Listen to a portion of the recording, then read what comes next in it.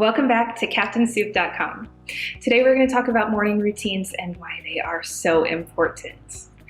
One of the biggest hurdles of getting over an illness is doing the things we really don't want to do. Illness makes us very uncomfortable in ways a lot of times I know I couldn't comprehend before I experienced it myself. With this, we tend to be comfort seeking. As are humans, we're comfort seeking. And unfortunately, when we seek comfort and when we fulfill that comfort, we actually tend to get worse. Think about it. Junk food, comfort food, laying on the couch watching Netflix, none of these things will ever change our epigenetics. They'll never change, or at least not in the right way. They'll never change our mood in the right direction either. So one of the biggest things that I advocate is doing a proper morning routine and facing that saboteur within us all and coming out feeling empowered, right?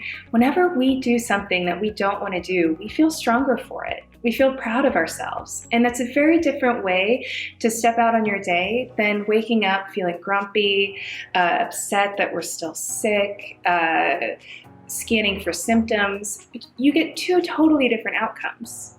Right? If you do this morning routine and you focus on the good, you write your gratitude journal, you do your cold therapy, you do exercise if you're healthy enough, you do your light therapy, right? You do all of these good things, you feel proud of yourself at the end as opposed to defeated and focused on the illness. One of the greatest tricks to getting over an illness is to forget you have it. And that may sound really naive. You might be like, Mary, these symptoms don't allow me to forget that it's here. But I've experienced it, so I know it can happen. And the more you focus on what is going right, that me that moves you to where you need to go, the fact that you can walk to the kitchen and heat up some soup, maybe that's all you can do in a day, but at least you can do that. You start focusing on those things and you hyper-focus. The brain starts to focus on what's going right instead of what's going wrong, and you start to get better. And more than that, you're happier while you go through that journey, which counts for everything. So what does a healthy routine look like? It's going to be different for everyone. I always advocate gratitude journaling, and not just writing down 3 things, but actually writing until you get to the emotion of gratitude.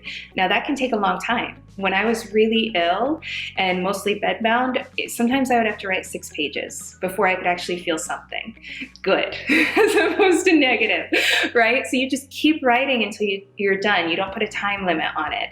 And you can do that throughout the day. So anytime you start to notice your brain focusing on the negative, you go right back to that gratitude journal to release some of those anti-stress chemicals. That's really what you're doing. You're tricking the brain into feeling good. And the more you can do that, the more it's going to find those wires, the more synapses you're going to have in good areas, and the better you're going to feel. I always advocate meditation. You want to do meditation morning and night, at least an hour a day, no matter how busy you are. So you want to have meditation, gratitude journal. If you're healthy enough, exercise, even if it's only for a minute. You do what your body can allow. And then you need to get sunlight or daylight if you live in a cloudy zone. So use one of those circadian lights or go outside, do whatever you have to do. Finally, cold shower. I would say that's your minimum, right, for building up a routine. But be creative. Let me know what you all are doing down below. I'd love to hear your comments. So click like, subscribe, and jump over to CaptainSoup.com to get on the soup train, and see us on the next one.